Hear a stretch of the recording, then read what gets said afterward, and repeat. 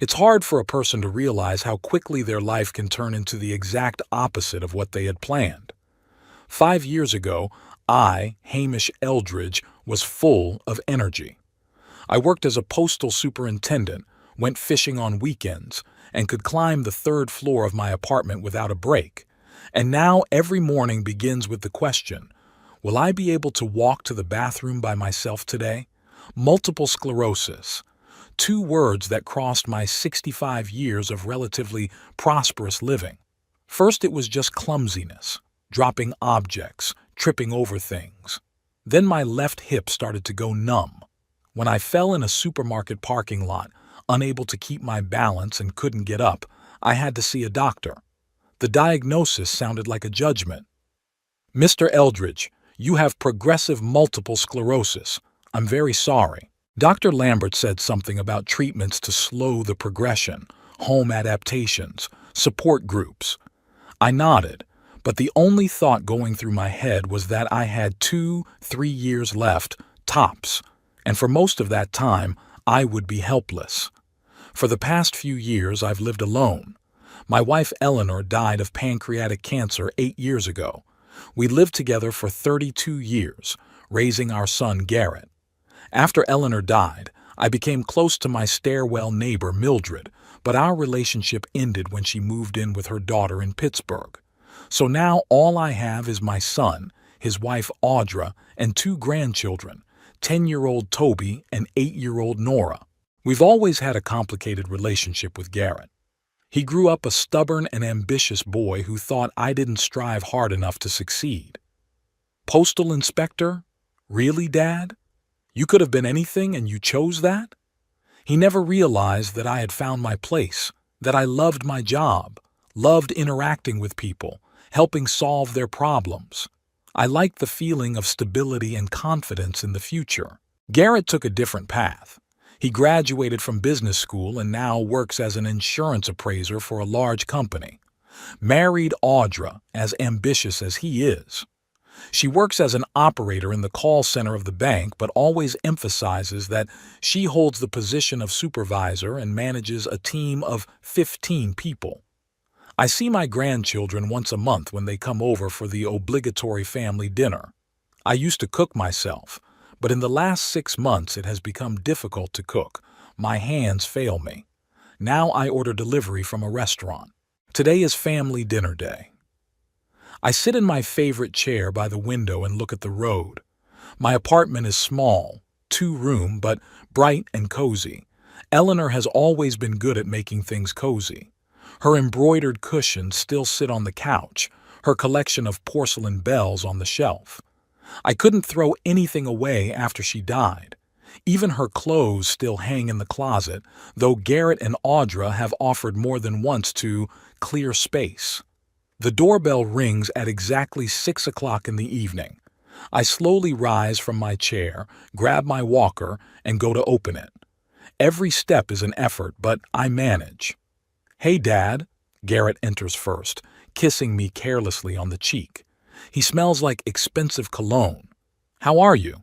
"Not bad," I answer, though it's not really my best day. My left leg is a little stiff. Audra walks past me without even looking at me. She heads straight for the kitchen like it's her home. Toby and Nora say hello, but they're back to their tablets. "Kids," Garrett says sternly, "say hello to Grandpa normally." The grandchildren reluctantly approach me. Toby extends his hand for a handshake like an adult. Nora hugs me, but somehow mechanically, not snuggling. "Dad, did you order food?" Garrett asks, walking into the living room and turning on the TV. "Not from the same Chinese place, I hope?" Last time Audra had indigestion. "It's Italian tonight," I answer. "It should be here in 20 minutes. "Italian?" Audra comes back from the kitchen with a disgruntled look. "Garrett, you know I'm on a no-carb diet right now. What am I going to eat?"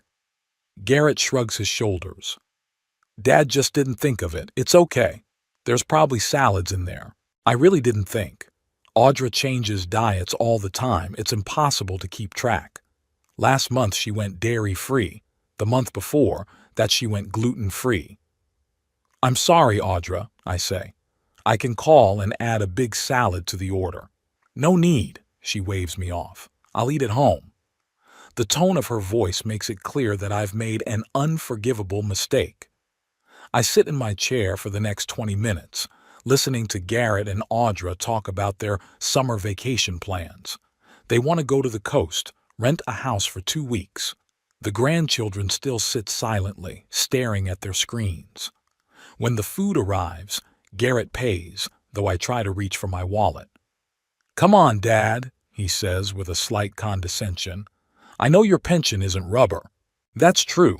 My pension is modest, but I have savings, $450,000 that I've accumulated over the years and received after the sale of my house with Eleanor. I moved into this apartment after she died. Why would I need a big house all by myself? Garrett doesn't know about the savings. I've never told him, afraid he'd pressure me into investing the money on his advice. We take a seat at the table.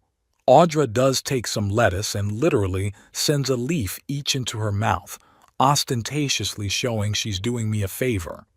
"Daddy, you need a haircut," Garrett says as he piles on a big bowl of spaghetti. "You look like a homeless person." I run my hand through my hair. Yeah, it's grown back. I used to go to the barber shop on the corner every month, but now it's become problematic. "It's hard for me to go out," I answer. "You can call a hairdresser at home," says Audra. "It's not that expensive." "I'll think about it." "Grandpa, why are you eating so slowly?" Nora suddenly asks, looking away from the tablet. "Because Grandpa has a disease, honey," Audra answers for me. "He can't move his hands fast enough." "Is it contagious?"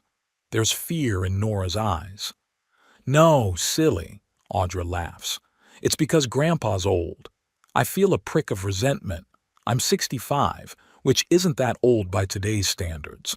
And it's not the age, it's the illness." "Daddy, could you get some more napkins?" Garrett asks. "And by the way, do you have any Parmesan?" I rise slowly, leaning on the table. Napkins are in the cafeteria. No Parmesan. Getting to the buffet is a journey. 3 steps that seem like nothing to a healthy person. To me, it's an ordeal. I can feel Garrett's impatient gaze on me. "Should I help you?" he asks with obvious irritation. "No, I can handle it." I pull out the napkins and walk slowly back to the table.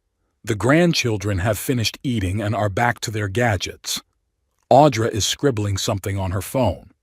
"Dad, I've been wanting to talk to you for a long time," Garrett says, blotting his mouth with his napkin. "Audra and I think you should consider a nursing home." I freeze with my fork in my hand. "A nursing home?" "A boarding house for the elderly," Audra corrects me. "That sounds better." "I know what it's called," I say, "but I don't want to go there." Garrett sighs. "Dad, be reasonable. Your disease is progressing. Soon you won't be able to take care of yourself. And there will be professionals there to take care of you." "I can still take care of myself." "You can?" Garrett puts his hand around the table. "You can't even make dinner. You can barely walk. What's 6 months from now?" There's no concern in his voice, only irritation. It's like I got sick on purpose to cause him problems. "Grandpa, can I borrow your TV remote control?" Toby suddenly asks. "I need to switch to the sports channel. There's a match on right now." "Sure," I say, though I really want to watch the evening news. "Dad," Garrett continues, "I've already looked into it. There's a nice boarding house in the suburbs. It's not the cheapest, but it's decent. Your pension would be enough if you sold the apartment." "I won't sell the apartment," I say firmly, "and I won't go to a boarding house." "Why are you always so stubborn?" Garrett raises his voice. "Have you thought about us? Audra and I work full time. We have kids. We can't take care of you all the time. I'm not asking you to look after me. Who will?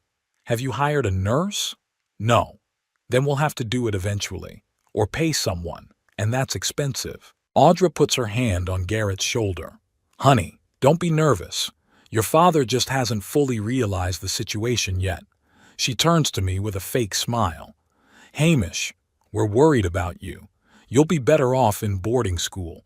There's companionship, entertainment, medical care. Grandpa, bring me some water, please, Nora asks, keeping her eyes on the tablet. Nora, Audra pulls her back. Grandpa is not a waiter. Go get your own water. But the tone in which she says it and the look she casts at me make it clear that that's what she thinks, that I'm a useless old man now, a burden to their family. Nora gets up reluctantly and goes into the kitchen. A moment later, her voice comes out. Mom, there are no clean glasses. Audra rolls her eyes and goes into the kitchen. I hear her say, God, Hamish has stopped watching the house. It's such a mess. My kitchen is perfect. It's just that yesterday I couldn't reach the top shelf to put clean glasses in, so I left them in the dishwasher. When Audra returns, she looks at me with undisguised pity. Hamish, you do realize this is only going to get worse, right? Did the doctor explain the prognosis to you? Yes, he did. I'm trying to keep calm. And I'm well aware of my situation. Then why are you being so stubborn? She's throwing up her hands. It's for your own good. Grandfather, Toby intervenes, is it true that soon you won't be able to walk at all? Toby, Garrett shouts at him. Don't say that. But you told Mommy yourself that Grandpa will soon be a vegetable, Toby replies innocently. There is silence. Garrett blushes.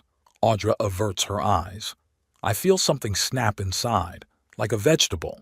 That's how they see me. I think you should go, I say quietly. It's late. The kids have school tomorrow. Dad, that's not what Toby meant. Garrett starts to defend himself. It's okay. I try to smile, but I'm not sure I'm doing it. I'm just tired. They pack up quickly, almost with relief. Audra glances at the remaining food. Should we clear the table? No need, I'll do it myself. Suit yourself, she shrugs and nudges the children toward the exit. Garrett lingers on the doorstep. Dad, you think about what I said. It really is the best option. I nod, just to make him leave faster. As the door closes, I slowly walk back to the table and sit down. I don't have the energy to clean off the table. I just sit and stare at the unfinished pasta, at the scattered napkins, at the sauce stain Toby left on the tablecloth. Like a vegetable.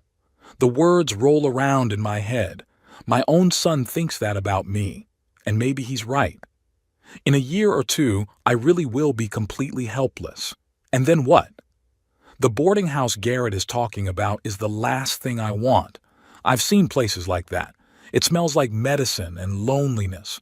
It's a place where people live out, not in. But what's my alternative? Hire a caregiver? Full-time. That's expensive. My pension won't cover it. Sell the apartment. But then where would I go? And then it hits me. I've got some savings.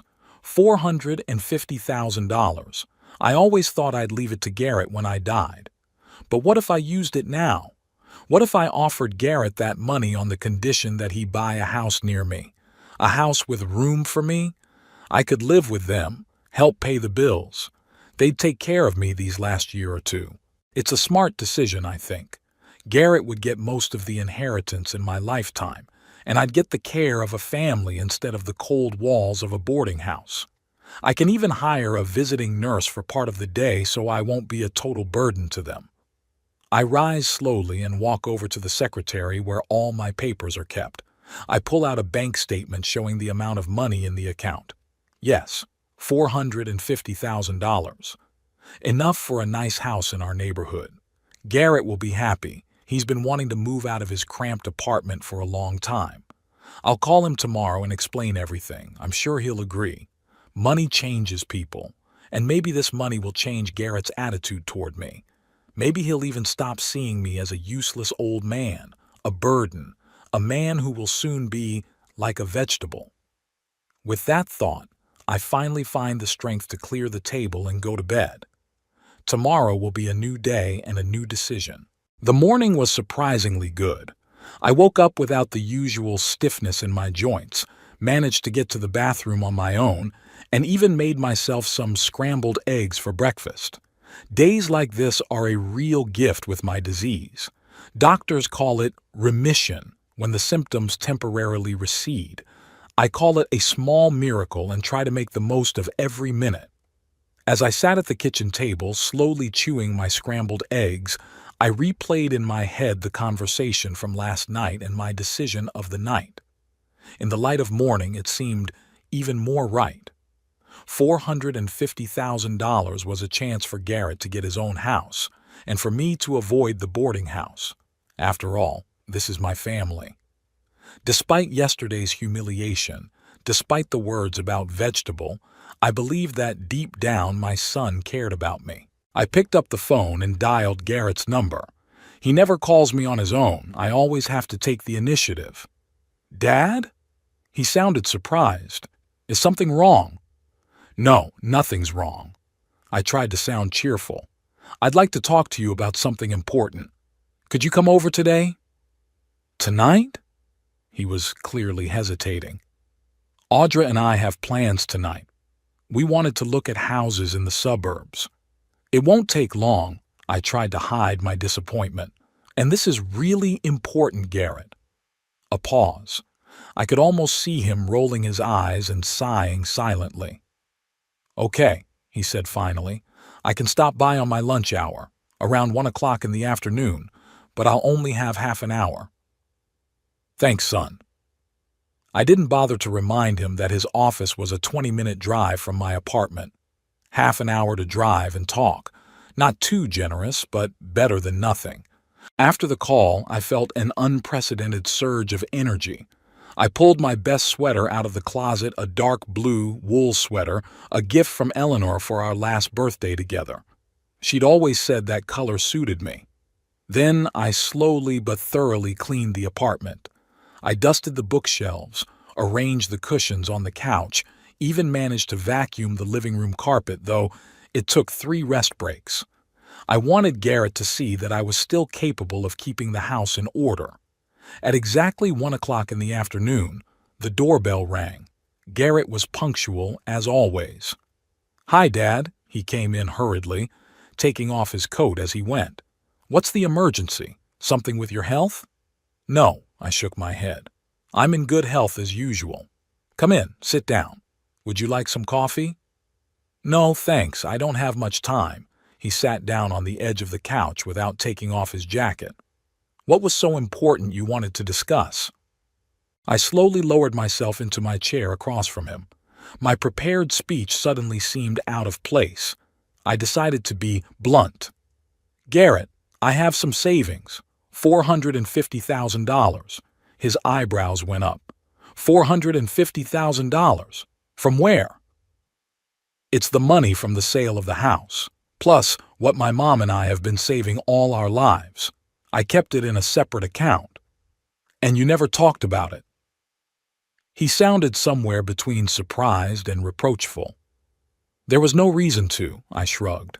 "But now I've decided I want to give it to you." "Me?" Garrett stepped forward. "All of it?" "Yes, all of it. But on one condition." His face tensed a little. "What condition?" "I want you to buy a house here in our neighborhood. A house with room for me. I could live with you, help pay the bills, and you could take care of me these last few years." Garrett leaned back on the couch. His face became impenetrable. "Are you suggesting we move to Frankfurt and live with you?" "Yes," I nodded. $450,000 would be enough for a nice house in this neighborhood. A 3 or 4 bedroom. You and Audra would have your own half. The kids would have their own rooms, and I'd have a small bedroom and maybe an office. I can even hire a caregiver for part of the day, so I won't be a total burden to you." Garrett was silent, looking somewhere past me. I could see the gears in his head turning, calculating the gains and losses. "It's an unexpected offer, Dad," he said finally. "I need to discuss it with Audra." "Sure," I smiled. "Discuss it. But I'd like to hear your personal opinion now." He ran his hand through his hair, a gesture I knew from his childhood. It's what he always did when he was nervous or unsure. "Well, It's a very generous offer, he said slowly. And of course, 450,000 is a substantial sum. Audra and I have wanted a house of our own for a long time. But I felt a but coming next. But I'm not sure that Frankfurt is the place we'd like to live. There are no good schools for children here. My work is a long way away. There are fine schools here, I objected. You went to them yourself. That was 25 years ago, Dad. Things are different now. I felt the disappointment building inside me. I'd expected Garrett to be excited about my offer, and he was making excuses. 450,000, Garrett, I repeated. That's money you'll never be able to save on your own, and all I ask in return is that you live with me for these last year or two. He got up, went to the window, stood there looking out at the street. All right, he said at last, turning to me. I'll discuss it with Audra. The offer is really tempting. Something in his tone made me wary, but I decided to ignore it. After all, I was offering him a large sum of money. No wonder he needed time to think about it. When can you give me an answer? I asked. Let's do it tomorrow. He looked at his watch. I have to get back to work. Okay. I got up with difficulty to walk him out. Call me tomorrow. He nodded, gave me a quick hug, a little warmer than usual, and left. I spent the rest of the day strangely excited.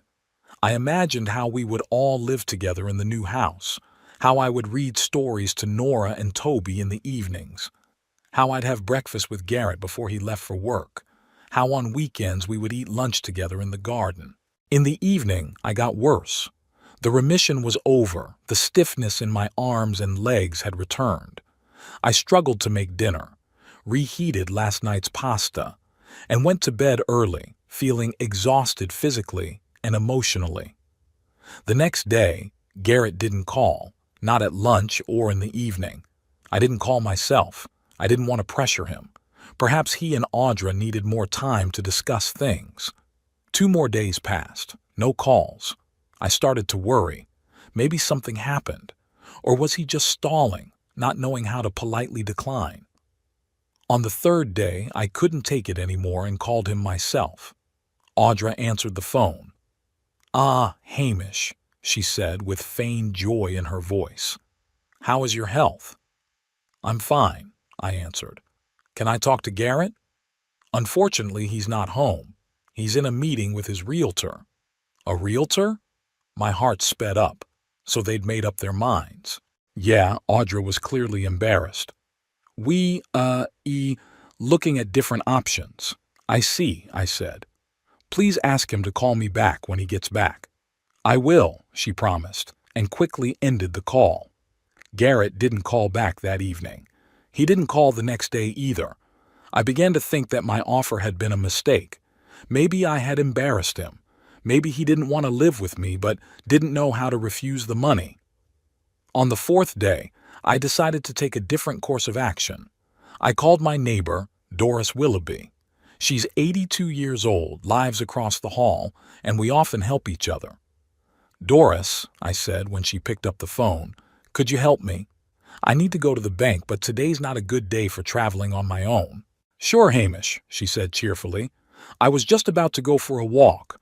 Fresh air is good for the joints, my doctor says."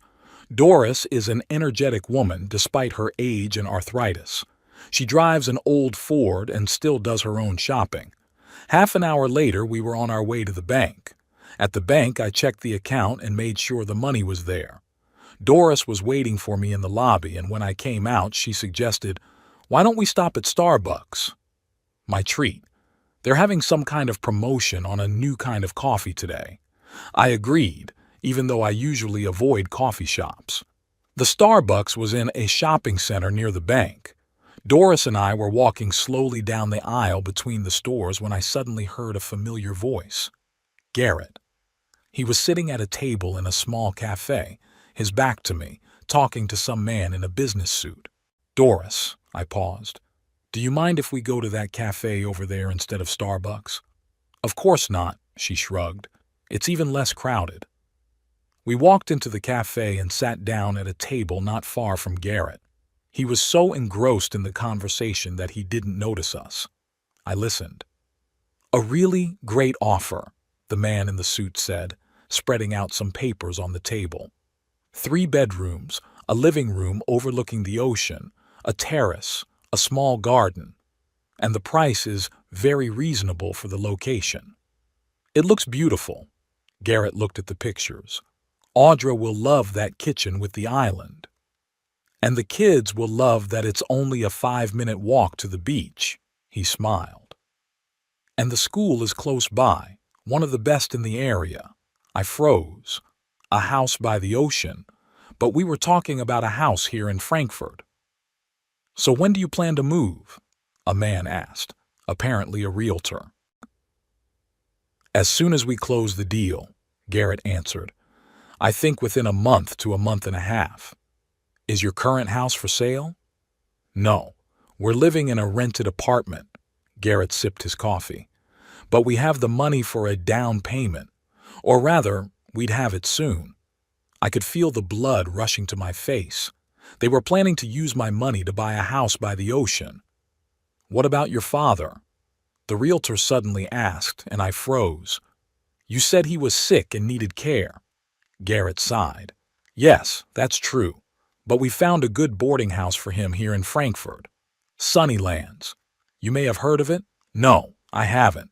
The realtor shook his head. "But I'm sure if you've chosen it, it's a good deal." "More than acceptable," Garrett nodded. "And most importantly, the staff is trained to work with people with progressive illnesses.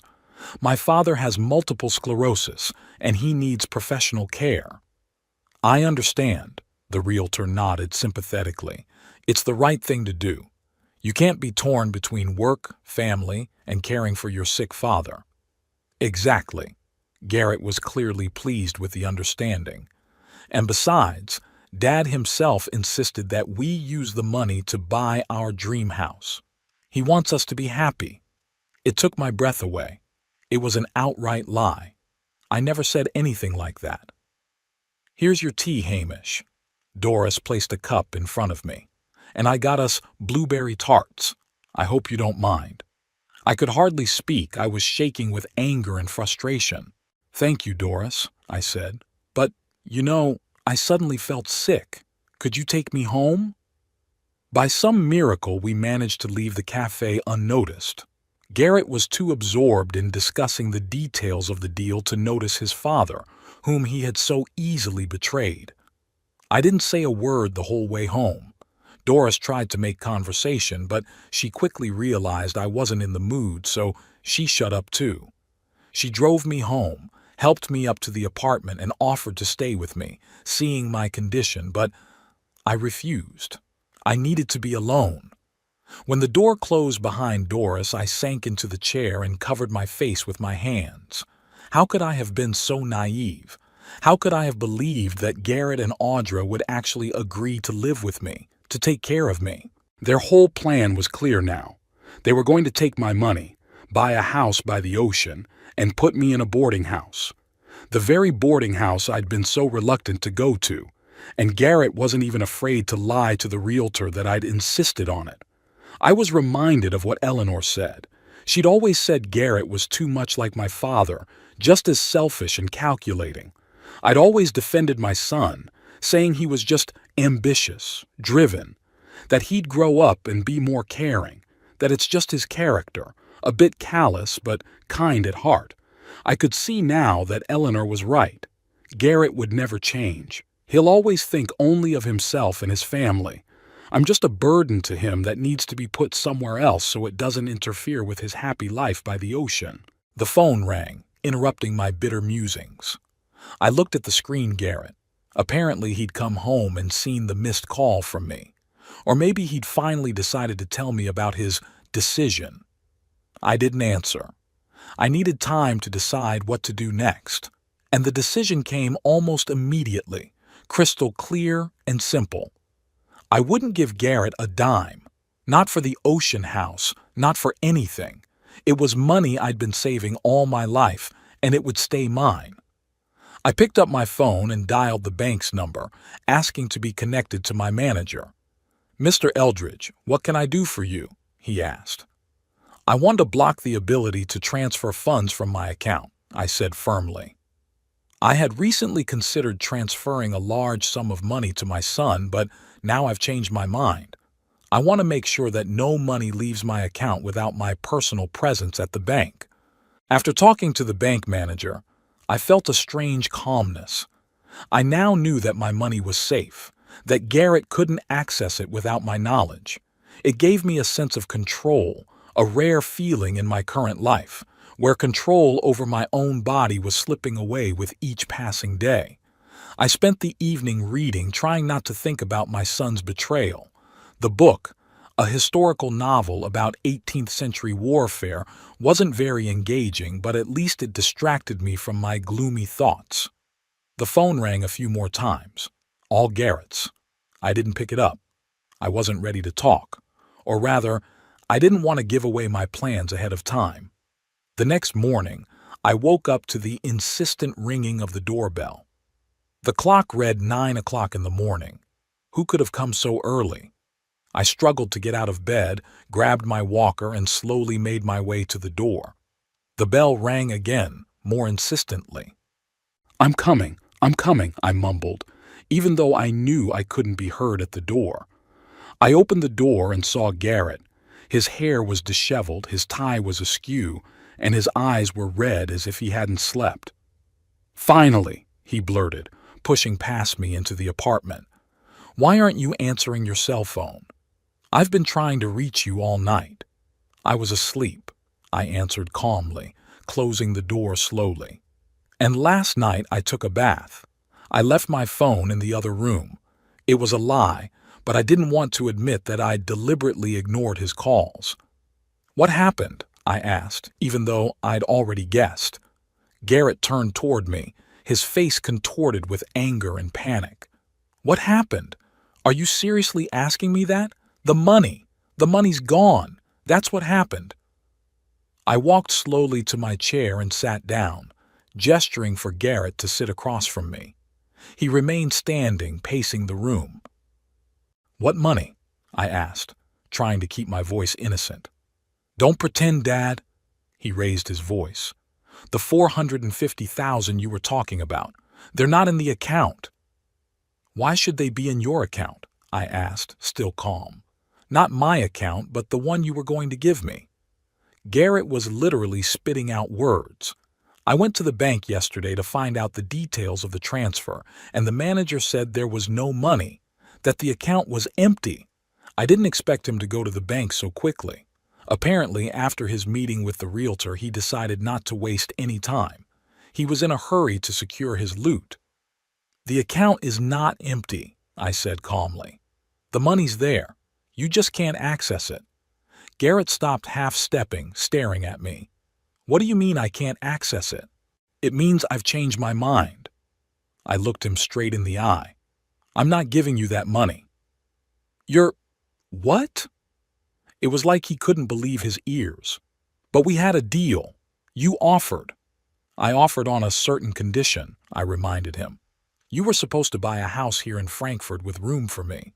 But instead, you're going to buy a house on the ocean and put me in a boarding house.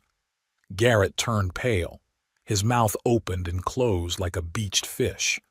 Where did you... he started, but I interrupted. I saw you yesterday, at a coffee shop at the mall, with a realtor. I was sitting at the table next to you and I heard the whole conversation. He ran his hand through his hair, the same nervous gesture I knew so well. Dad, you've got it all wrong, he began, but his voice sounded unconvincing even to himself. Misunderstood? I grinned. I heard you talking about the ocean house, about it being a 5-minute walk to the beach, about the beautiful kitchen for Audra, and about you finding a place for me at Sunnyvale. What exactly did I misunderstand? It was just a preliminary conversation. Garrett tried to get out of it. We're looking at different options. And yes, one of them is a house by the ocean, but... And the interesting thing is, I continued, ignoring his excuses, you told the realtor that I insisted that you buy the house of your dreams, that I wanted you to be happy. When did I ever say that, Garrett? He slumped down on the couch, suddenly losing all his energy. Dad, look, he began in a different tone.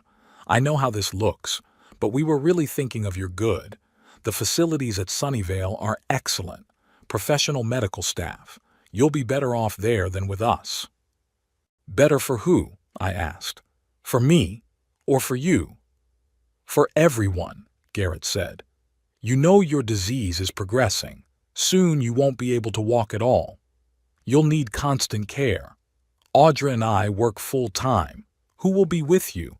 Who's going to help you with the basics? I could hire a caregiver for part of the day, I reminded her. I talked about that. A part-time caregiver isn't going to solve the problem, Garrett shook his head.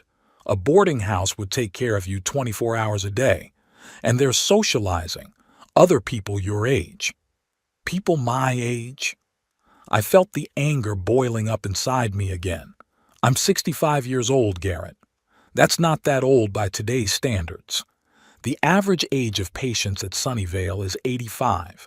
There are no people my age there. You're picking on words, Garrett was getting annoyed. The point is that you need professional care, and a boarding house is the best place for that. You know what I think?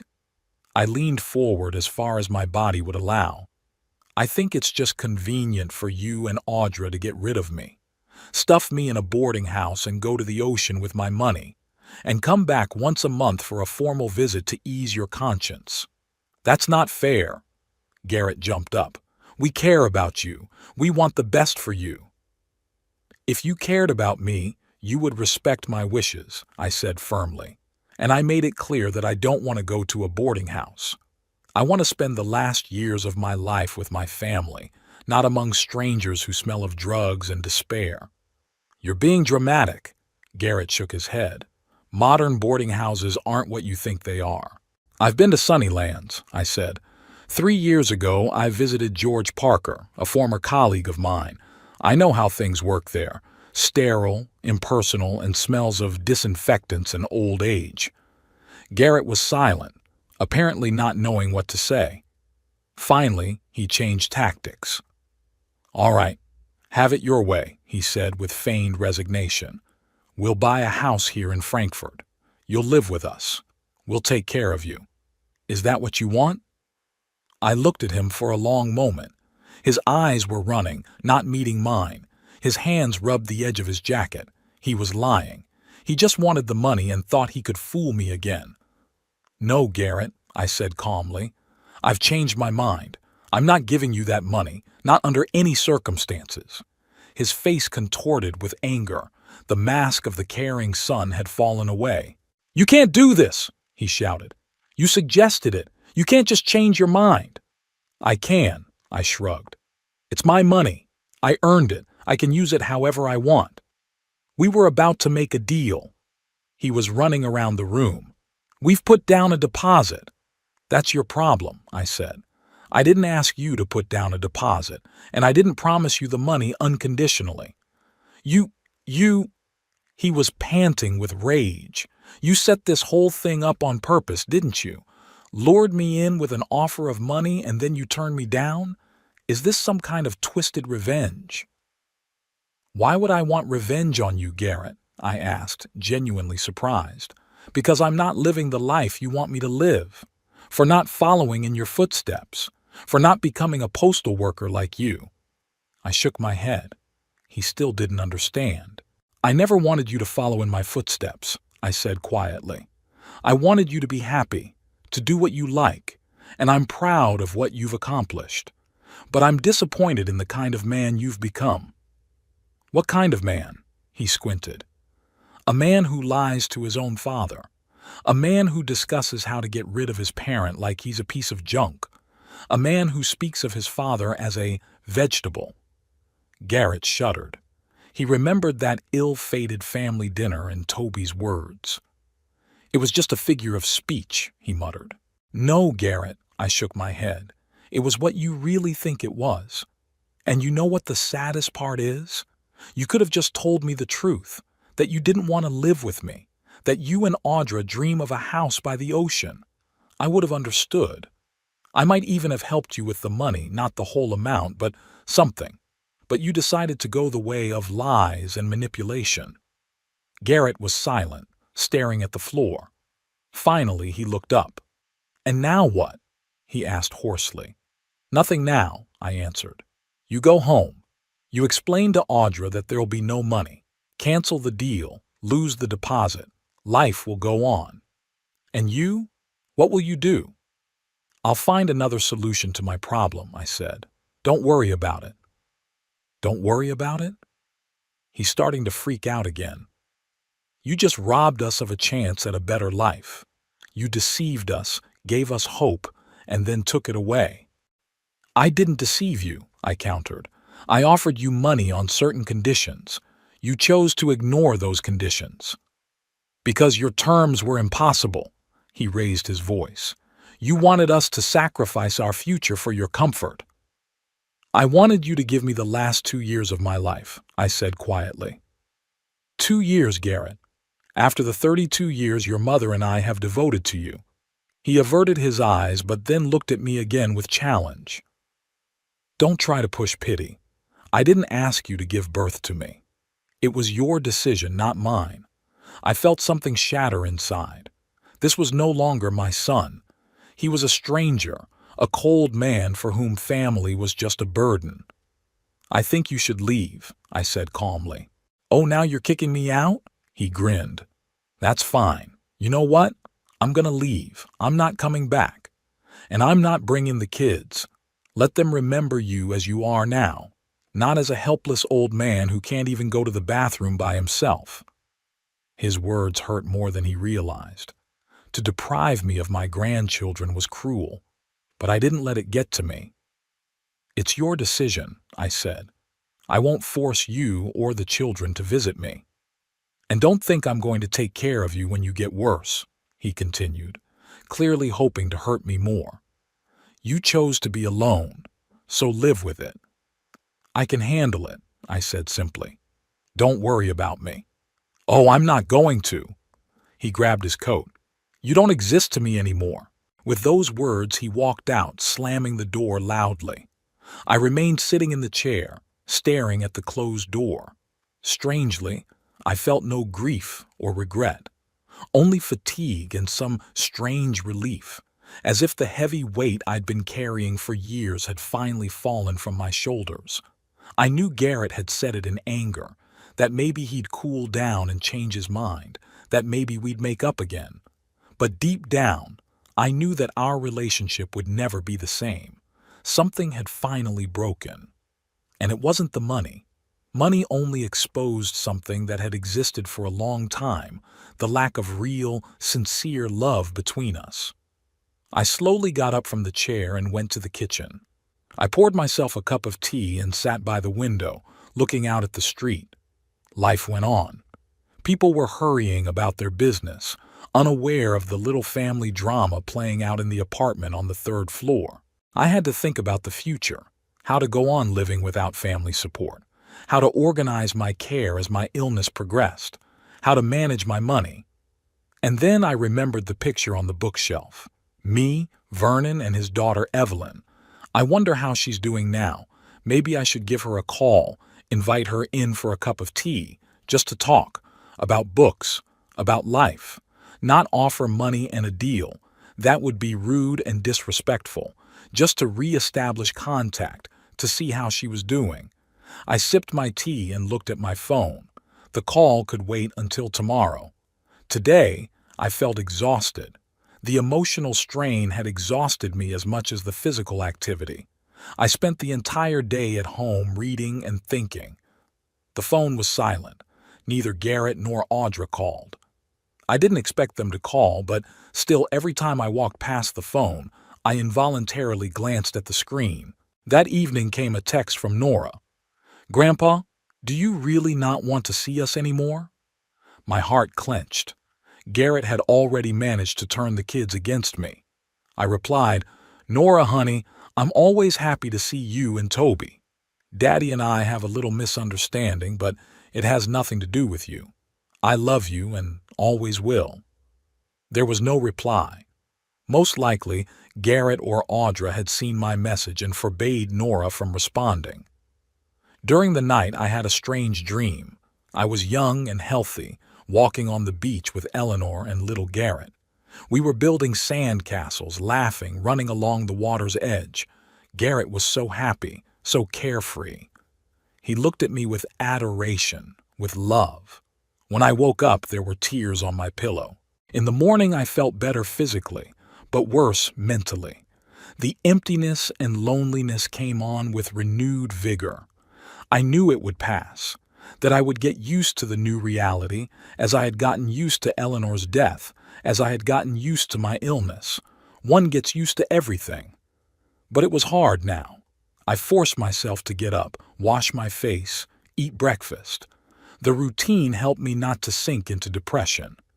After breakfast, I called the bank and made an appointment with a lawyer to change the will. Then I started looking in the phone book for Evelyn Prescott's number. I could call the library, but I wasn't sure if she still worked there. As I was leafing through the phone book, the doorbell rang. I wasn't expecting visitors.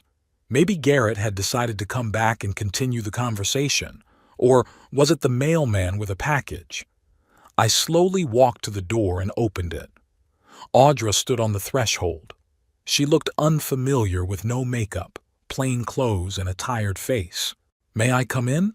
she asked quietly. I stepped back, letting her inside.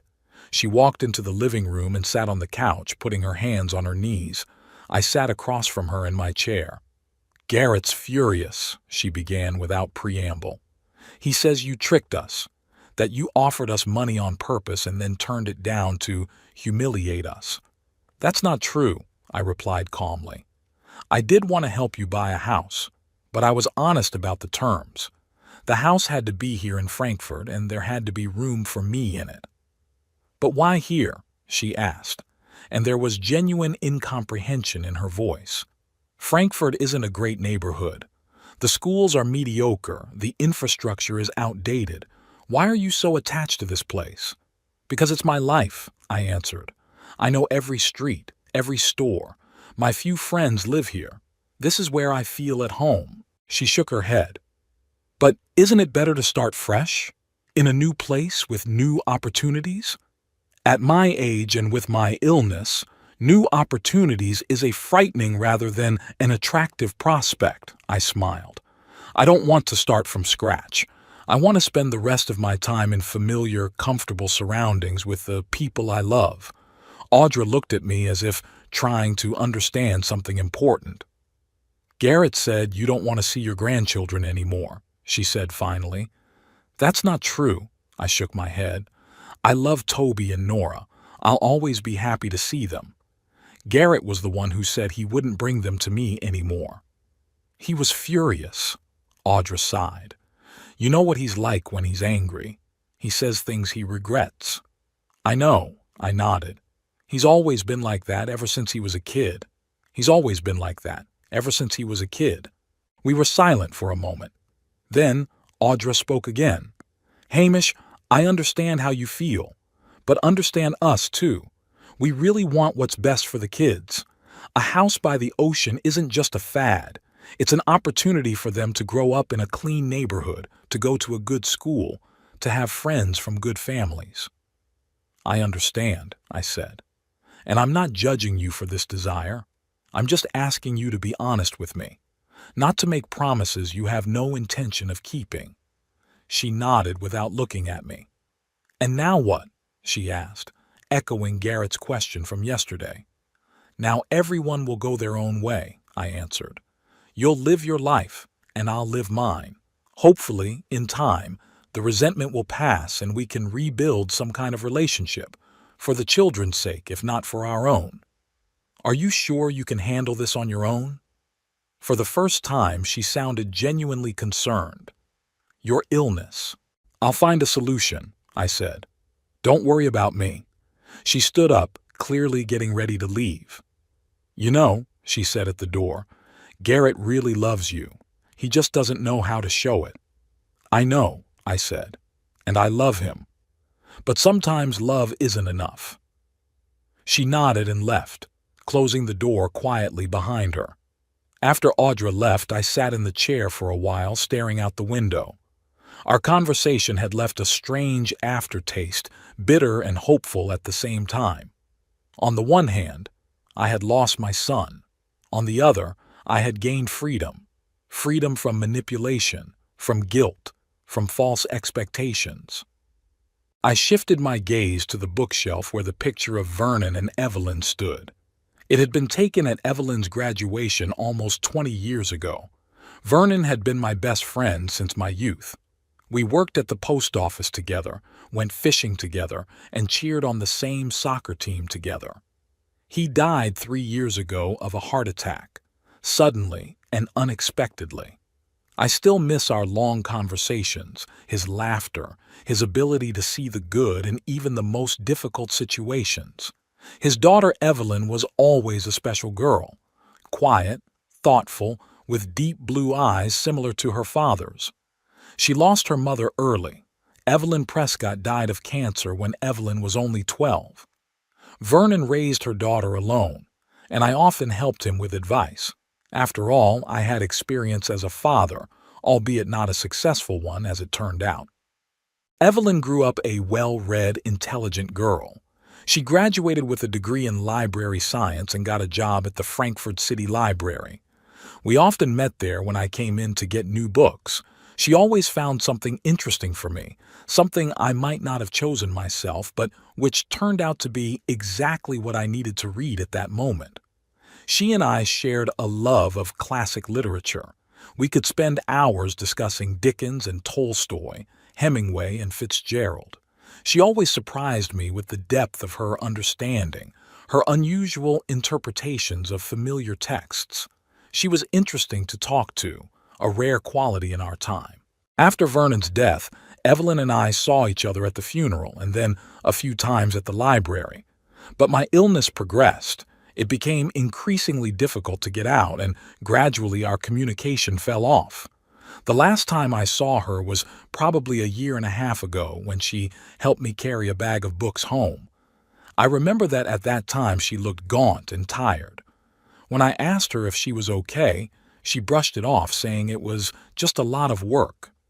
But Vernon had once told me that after a failed marriage, Evelyn had debts. Her ex-husband wasn't the most honest man, and working in a library, for all its intellectual value, never brought much money. I wondered how she was doing now. I picked up my cell phone and started looking for her number. I had an old one, written down while Vernon was still alive, but I wasn't sure if it was still valid. I had to give it a try. I dialed the number and listened to the beeps with some excitement. 1, 2, 3. On the fourth ring, the phone was picked up. Hello? A woman's voice sounded wary. Evelyn? I asked. It's Hamish Eldridge, a friend of your father's. Do you remember me? A pause. Then the voice warmed noticeably. Mr. Eldridge, of course I remember you. How are you? I haven't seen you in the library for a long time. Unfortunately, my health doesn't allow me to go out as often as I used to, I answered, but I miss our literary conversations. I do too, she said with sincerity. You were one of the few visitors with whom you could actually talk about books, not just discuss the latest gossip. We talked a bit about literature, about the latest books we'd read. Then I decided to ask a more personal question. Evelyn, how are you doing? In general, I mean. Work, life? She sighed. Honestly, not so good. The library's being downsized, funding cut. My hours have been cut, so my salary's been cut, and the costs are only going up. I'm sorry, I said sincerely. It's not fair. Libraries are the heart of the city's culture. Yes, but you can't explain that to politicians, she sounded bitter. They only see the numbers in the budget. We talked some more, and I finally decided to do what I had called for. Evelyn, could you come round for a cup of tea sometime? There's something important I'd like to discuss with you. Of course. She didn't hesitate for a second. When would be convenient for you? Tonight, perhaps. Or is that too sudden? No, tonight would be fine, she replied. I just have a short day at the library today. I can be at your place around 6 this evening. I'll be waiting, I said, feeling a strange excitement, almost like a date. What a silly thing to say, I told myself. I'm 65, I'm sick, and this is a business proposal, not a romantic encounter. After talking to Evelyn, I decided to tidy up the apartment. Of course, I couldn't do any serious cleaning, but I could at least dust and organize the books on the shelves. I also ordered a delivery of cakes from the nearest pastry shop. Evelyn, I remembered, liked eclairs with vanilla cream. The day dragged on slowly. I tried to read, but I couldn't concentrate. My thoughts kept returning to the upcoming conversation. How to start? What to say? Would my suggestion seem insulting? Would Evelyn think I was trying to buy her attention and care? At 6:30, the cakes arrived. I set them on a plate, put the kettle on, and waited. At exactly 6 o'clock, the doorbell rang. Evelyn was punctual as always. I opened the door and saw her, a little older than the last time I had seen her, but still as graceful, with the same thoughtful look in her blue eyes. Mr. Eldridge, she smiled and handed me a small package. I brought you Ishiguro's new book. I think you'll like it. Thank you, Evelyn. I was touched by her attention. And please, call me Hamish. After all, we've known each other for so many years. She nodded and went into the apartment. I noticed that she was scrutinizing the place, as if assessing my living conditions. Come in, sit down. I pointed to the armchair by the window. Tea is almost ready. Let me help you. She went to the kitchen. Where are your cups? In the cabinet above the sink, I answered, following her. But I can handle it, really. I know, she smiled, but it'll be faster this way. She deftly retrieved the cups, brewed the tea, and transferred the cakes to small plates. Her movements were economical, precise, no fuss. She reminded me of Eleanor, who could also do housework with a certain grace. We settled down in the living room, I in my chair, she on the sofa. We talked for a while about nothing, the weather, new books, the latest city news. Then she cautiously moved on to a more personal topic. Hamish, how is your health? I see you're using a walker. Yes, I nodded. I have multiple sclerosis. Progressive. I was diagnosed 5 years ago, but it's been getting worse faster the last 2 years. I'm so sorry. She looked at me with genuine sympathy. Dad didn't say anything. He probably didn't know, though. Vernon died before things got really bad, I explained. I could still walk with a cane then, and the symptoms weren't as noticeable. She nodded, sipping her tea. And your son? Does he help you? I sighed. The question was inevitable, but it still hurt. Garrett and we have a complicated relationship, I said carefully. Especially now. I'm sorry, she said, embarrassed. I didn't mean to pry. It's okay, I said with a wave of my hand. He and I just have a different outlook on life, on commitment, on family. I didn't talk about our fight, about Garrett's betrayal. It would have been inappropriate.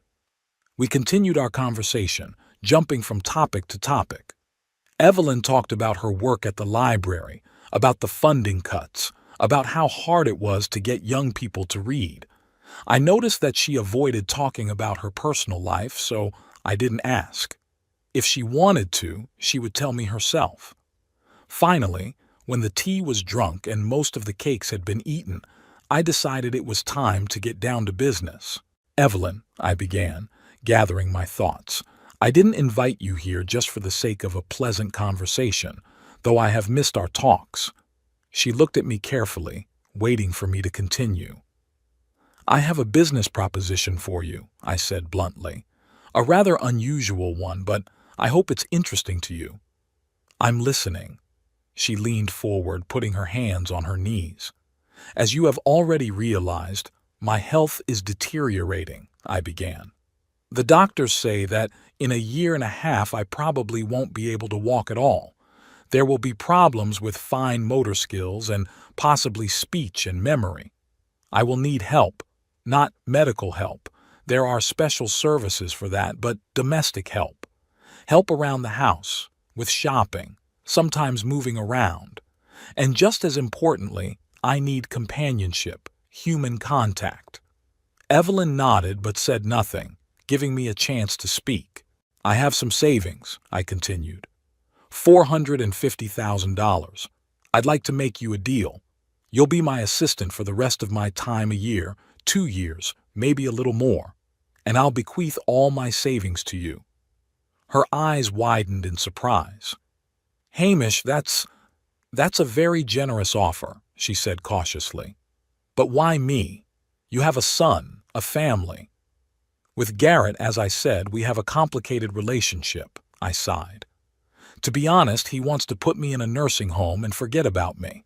And I don't want to spend the rest of my life among strangers, in a sterile, impersonal environment. I understand, she nodded. But still, why me? Because you're the person I'm interested in being with, I answered simply. A person I can talk to about books, about life, about anything. Because you were my best friend's daughter, and I know Vernon raised you to be honest and decent.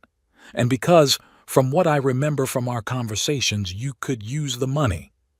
She lowered her eyes, clearly embarrassed by that last sentence. Yes, I'm in financial trouble, she admitted quietly. The divorce left me with debts that I'm still paying off. And with the library hours being cut back, money's been tight. But I don't want you to think that I'm going to do this just for the money. I don't, I assured her. If I did, I wouldn't have made you this offer. She hesitated, staring out the window. I didn't rush her, realizing that the decision wasn't easy.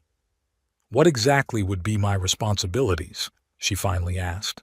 To come to my house a few times a week, I answered. Help with shopping, cleaning, cooking.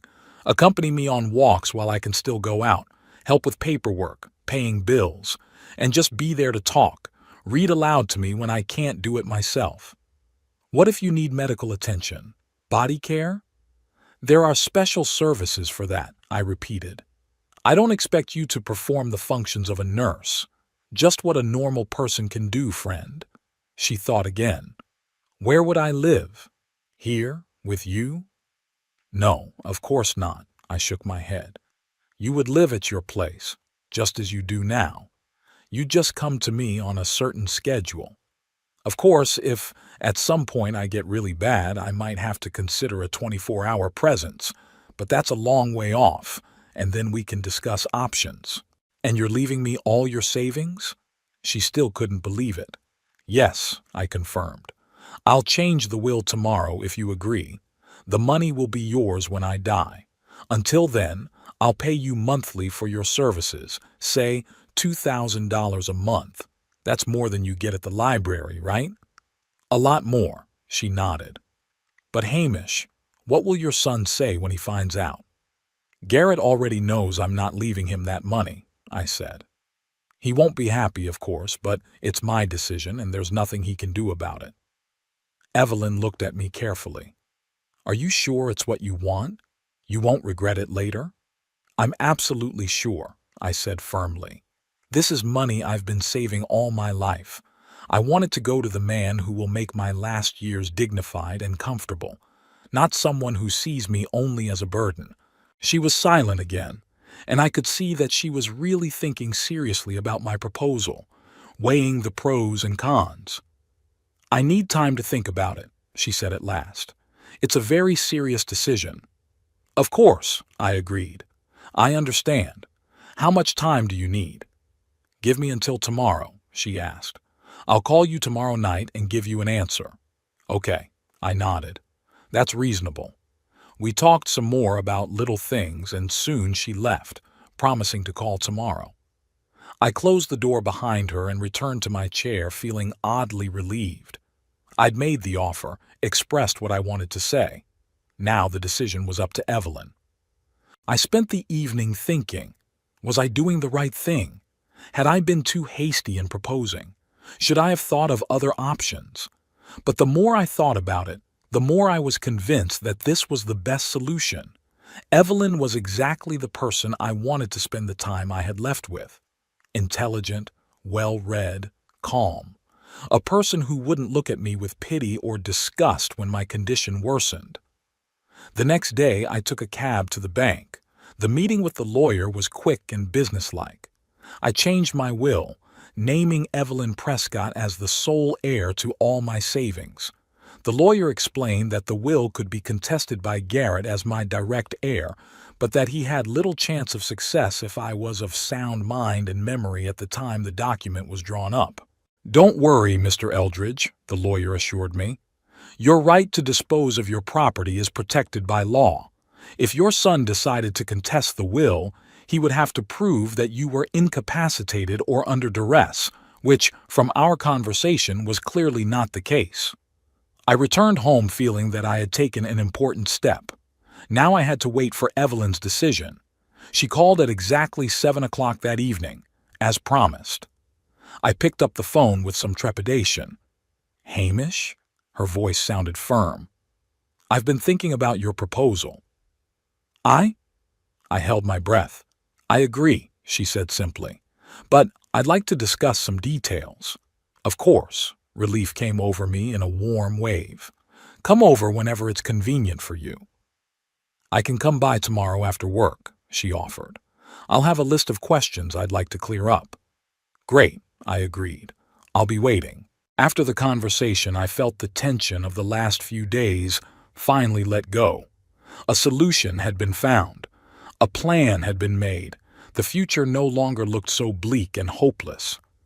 The next day, Evelyn came in with a notebook in which she had written down a whole list of questions.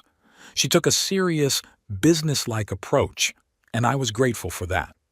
We discussed her visit schedule, specific responsibilities, payment arrangements, what to do if my condition deteriorated dramatically, how to interact with medical services. She wrote down my answers and offered her solutions. Many of them were very reasonable and practical.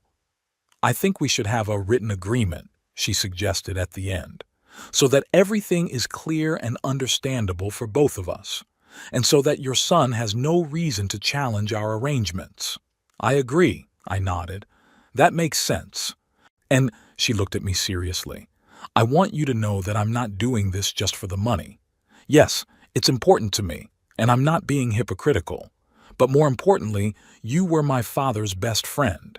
He always spoke of you with great respect and warmth, and I'm glad I can do something for you in return." I was touched by her words. "Thank you, Evelyn," I said. "It means a lot to me." We decided that she would start coming to see me in 2 days, on Mondays, Wednesdays, and Fridays, from 2 to 6 in the afternoon. The rest of the time I could manage on my own or call for help over the phone if the need arose. As my condition worsened, we would adjust the schedule. When Evelyn left, I felt a warmth spill over into my soul. For the first time in a long time, I wasn't afraid of the future. I knew that there would be someone who would take care of me, not out of obligation or money, but because he really cared. I picked up my phone and dialed Garrett's number. I don't know why I did it. Maybe I wanted to share my decision, or maybe I just wanted to hear his voice, or maybe to give him another chance. He didn't answer. The phone went to voicemail after the 5th beep. I didn't bother leaving a message. What could I say? "Hey, son, I just disinherited you in favor of my late friend's daughter?" That would have been cruel and pointless. I put the phone down and walked to the window. It was starting to rain outside, fine and warm. People hurried to take cover, opening their umbrellas or pulling their hoods up. Life went on in its usual rhythm, oblivious to the little human dramas. I thought about how strangely life works. Until a week ago, I was sure I would spend the rest of my days in a boarding house, alone and forgotten. Or, at best, in a house with my son and his family, feeling like a burden and an object of annoyance. And now I have hope for a decent old age, for human companionship, for the fact that the last pages of my life will not be empty and gray, but filled with meaning and warmth. All thanks to a chance meeting in a cafe, which opened my eyes to the true nature of my son, and thanks to an old friendship that gave me a connection to Evelyn. I wasn't angry with Garrett. I just accepted him for who he was, self-centered, selfish, focused on his own interests. Maybe someday he'd realize what he'd missed out on. Maybe someday he'll regret his choices, but that will be his path, his lesson, and my path was now set. The last years in Evelyn's company, with books, with conversation, with a dignity I would not lose even in sickness. I stepped away from the window and sat down in a chair. Tomorrow a new chapter of my life would begin, and despite the illness, despite the inevitable ending, I was ready to live it to the best of my ability. Time amazingly changes one's perception of life. During the 2 years of my illness, which at first seemed like a sentence, turned into a period of unexpected calmness and even happiness. A special kind of happiness, quiet, thoughtful, free from fuss and worry. Evelyn kept her promise. At first she came to my house 3 times a week for a few hours at a time as we had agreed. She helped with the cleaning, cooked dinner, went shopping. But most importantly, she talked to me. About books, about life, about her observations and thoughts. I didn't feel like a patient or a ward. I felt like a friend, an interlocutor, a person whose opinion was interesting and important. After about 6 months of our meetings, my condition deteriorated noticeably. I was almost unable to walk on my own and needed help with even the simplest activities. Then Evelyn herself offered to move in with me. "Hamish," she said one day as she helped me take my medication, "I think I should move in with you. 3 days a week isn't enough. You need constant help." I tried to object, saying it was too big a sacrifice on her part, that she was young and should have her own life. But she was adamant. "My apartment is rented anyway, and the rent goes up every month," she explained practically. "And here you have a spare room. I'll be able to spend more time with you, and it'll be easier for both of us. Besides," she added with a slight smile, "where else am I going to find such an appreciative listener for my discussions of Jane Austen?" We both laughed, and I agreed. A week later, Evelyn moved in with me, taking the small guest room. She brought with her few belongings and many books. Her books filled the empty spaces on my shelves as if finding a home among my own volumes. It was symbolic. Our libraries merged, as did our lives. I noticed immediately how the atmosphere in the apartment changed. It was full of life. The smell of freshly brewed coffee in the morning, the quiet rustling of pages as Evelyn read in her room, the sound of music. She loved classical music and sometimes played it in the background. From the cold shelter of a lonely old man, my apartment became a warm, living home. In the morning, Evelyn would help me get up, wash and dress. Then she would prepare breakfast, usually oatmeal with fruit or scrambled eggs. We would eat breakfast together, discussing the day's plans or just talking about what we had read the day before. Then she would go to the library. She had not given up her work, although she had reduced her hours to a minimum. I would stay alone, reading or looking out the window, sometimes dozing off. In the evening, she often read aloud to me. When my eyesight became too weak to read on my own, it was a real lifesaver. We reread many of my favorite books: Dickens, Tolstoy, Hemingway. We also discovered new authors that I had only heard of but never read before: Haruki Murakami, Donna Tartt, Khaled Hosseini. Evelyn read expressively with just the right intonation, sometimes stopping so we could discuss a particularly interesting passage or thought. One evening, when we had finished Hemingway's The Old Man and the Sea, I shared with her my thoughts on life and death. "You know, Evelyn," I said, looking out the window at the setting sky, "I used to be afraid of death, not the fact of the end, but the fact that I would leave without having done something important, without having finished some major work of my life. Now I realize that was a mistake. There is no main labor, no great goal. There is just life, day by day, minute by minute, and it's important to live it consciously, fully. Evelyn listened attentively without interrupting. I think, I continued, that now, when my body is failing, I'm actually living more fully than when I was healthy, because I appreciate every moment, every ray of sunshine, every sip of tea, every conversation with you. It's a lot like Zen Buddhism, she said thoughtfully. Awareness, being in the moment. Maybe illness is a kind of forced meditation. I grinned. Perhaps it is, though I'd prefer voluntary meditation in a healthy body. We both laughed, and the conversation moved on to other topics. But this thought, about the value of the moment, the importance of being present, became one of the centerpieces of our conversations. Evelyn often told me about her life, about her childhood, the loss of her mother, her difficult relationship with her father in her teenage years, her failed marriage. There was no self-deprecation or self-pity in her stories, just a calm acceptance of the facts and an attempt to learn from them.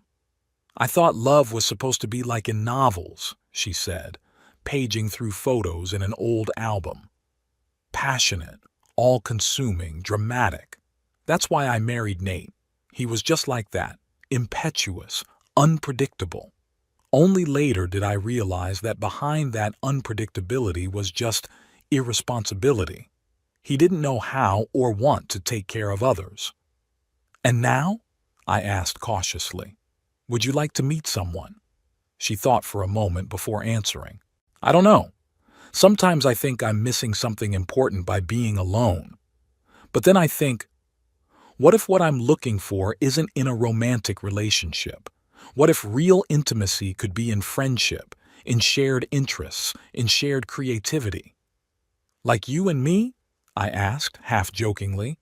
Yes, she smiled, and tears glistened in her eyes. Like you and me, Hamish. It was one of those moments of sincerity that had come between us more often as my condition worsened. It was as if the approach of death was sweeping away all conventions, all barriers, allowing us to talk only about the most important things. About a year into our life together, an event happened that I was both looking forward to and dreading. Garrett called. I hadn't spoken to him since our fight, though I occasionally got updates on him and the grandchildren through mutual acquaintances. I knew they hadn't bought the house by the ocean apparently. Without my money, the plan wasn't feasible. I knew that Toby was having trouble in school and that Nora had started ballet. But there was no direct contact. Evelyn had brought me the phone when it rang. Her son's name popped up on the screen. It's Garrett, she said quietly. Do you want me to answer it? No, I shook my head. I'll get it. I pressed the answer button and a familiar voice filled the room. I put it on speaker so I wouldn't have to hold the phone. Dad? It's me, Garrett. Hello, son, I answered calmly. It's been a long time since I've heard from you. Yeah, it's been a while.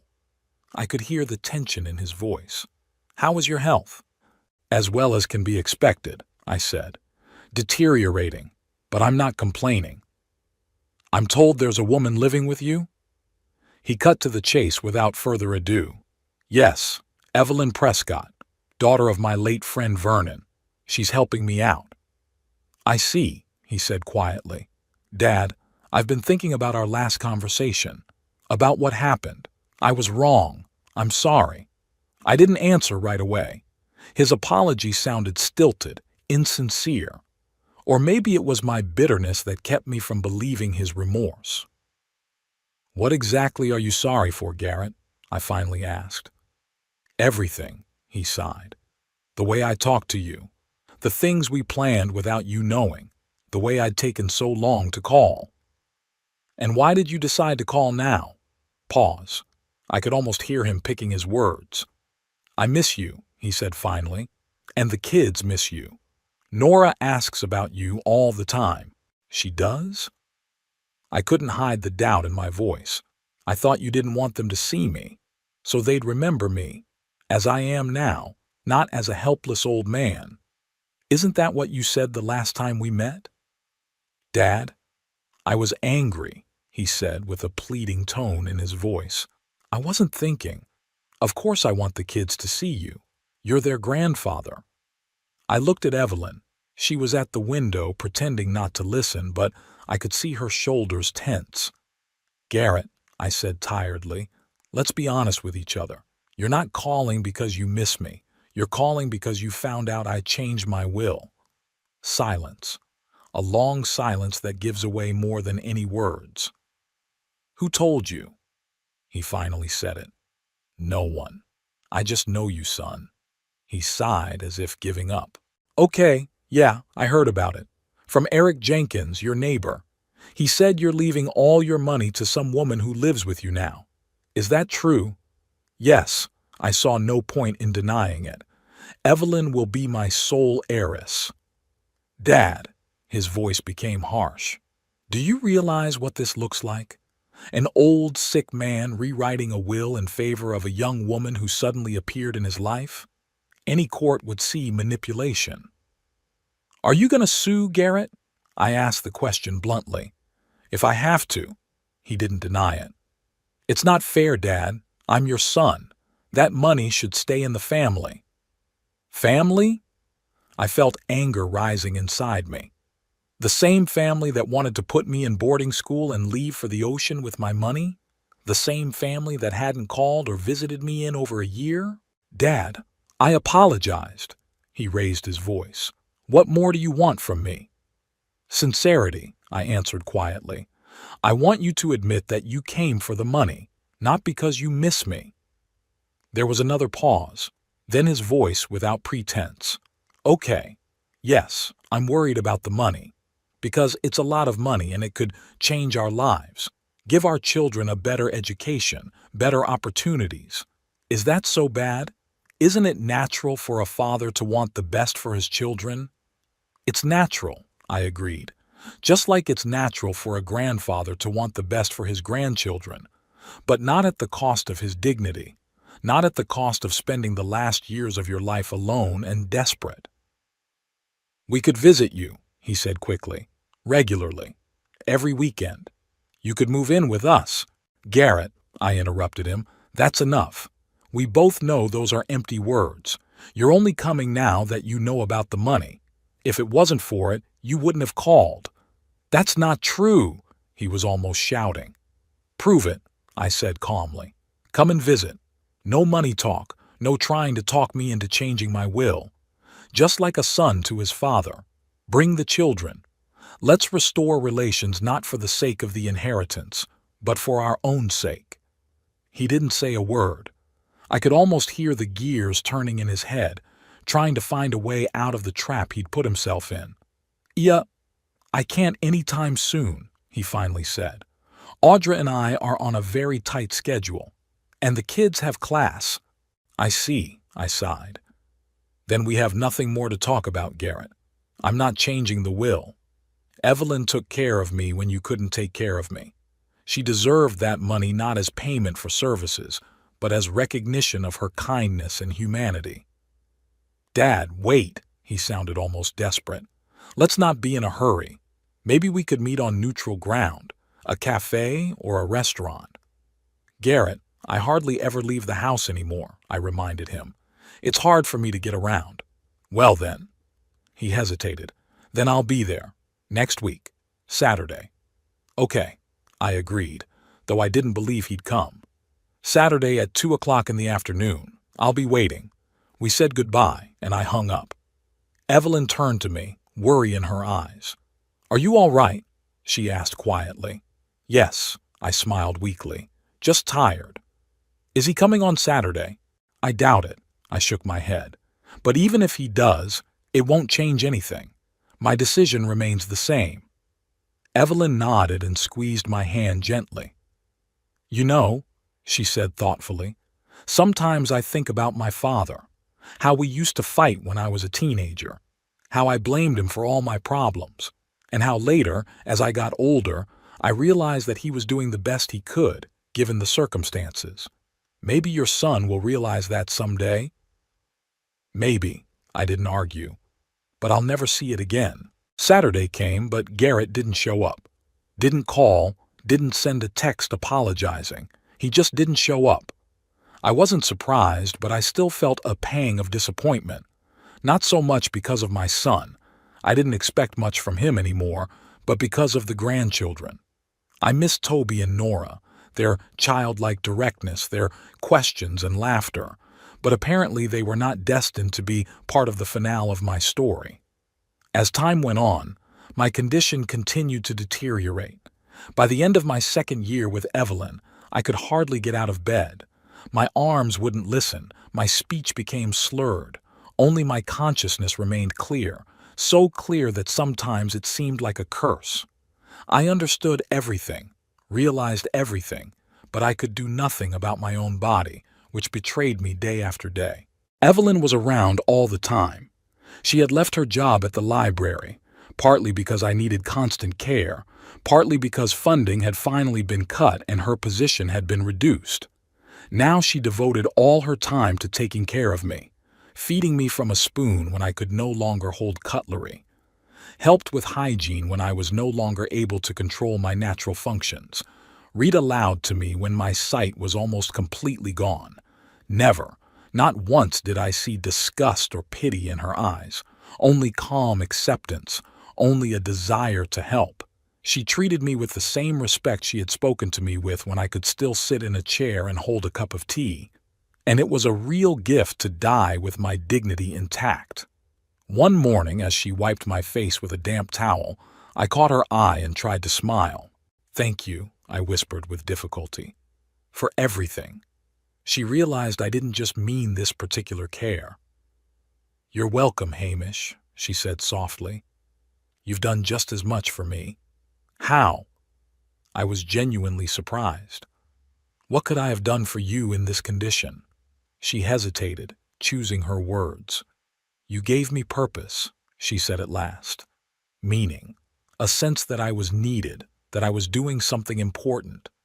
And you became my family, the family I hadn't had since my father died." I felt tears come to my eyes. She gently wiped them away. "You know," she continued, sitting down beside me on the edge of the bed, "when you first offered me this deal, I accepted it mostly for the money. I was desperate, my debts were mounting, my work was getting scarce. But very quickly the money faded into the background.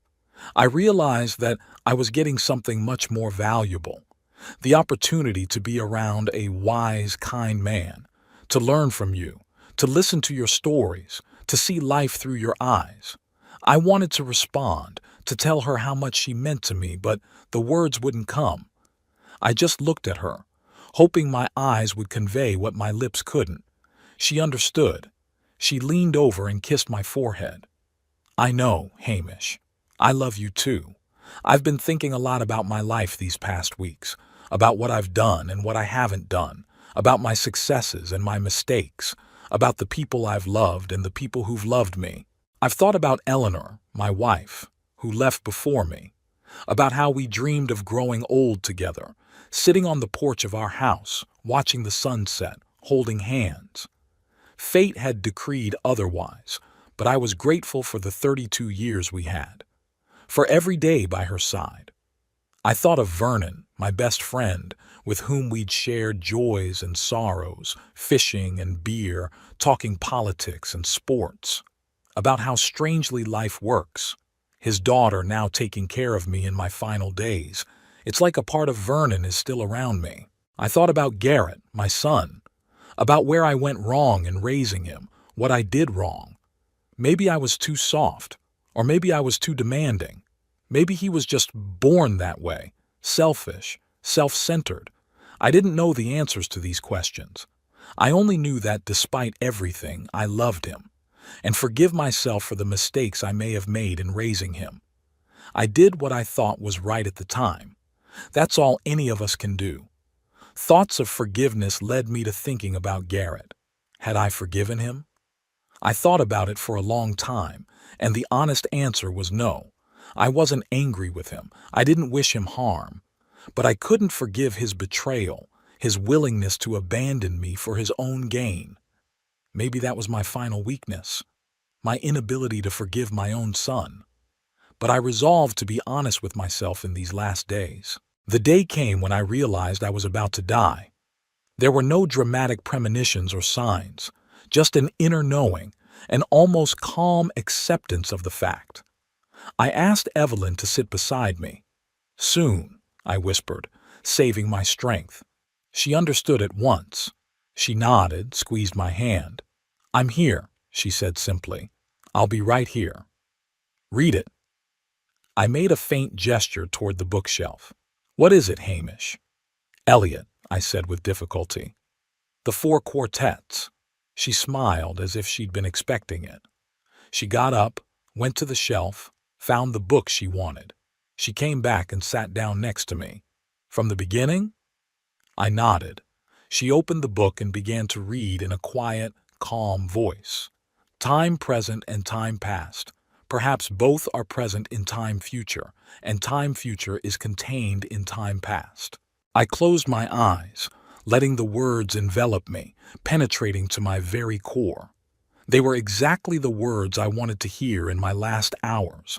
About time, about memory, about the meaning of life and death. Evelyn read, stopping occasionally for a break or a drink of water. She read all day, with breaks when I dozed off, and continued reading when I woke up in the evening, feeling my strength finally leaving me. "And all shall be well, and all shall be well, and everything shall be well." Her voice sounded distant, as if through a fog. I felt her hand in mine, warm, alive. There was so much more I wanted to say to her, but I couldn't say a word. Just stared at her, trying to convey with my gaze all the gratitude, all the love I felt. She leaned toward me, and I saw tears in her eyes. "It's okay, Hamish," she whispered. "You can go now. It's going to be okay." And I believed her, because if people like Evelyn existed in the world, then everything was really going to be all right. Despite the pain, the betrayal, the loss, despite death. I closed my eyes and let myself let go. The last thing I felt was her lips on my forehead, light as the touch of a butterfly. And the last thing I thought was how strange and beautiful life is, where at the very end of the road, it's not loneliness that awaits us, but love. Not the kind of love they write about in novels, but another kind of love. Quiet, deep, real. A love that does not demand and does not ask, but simply exists.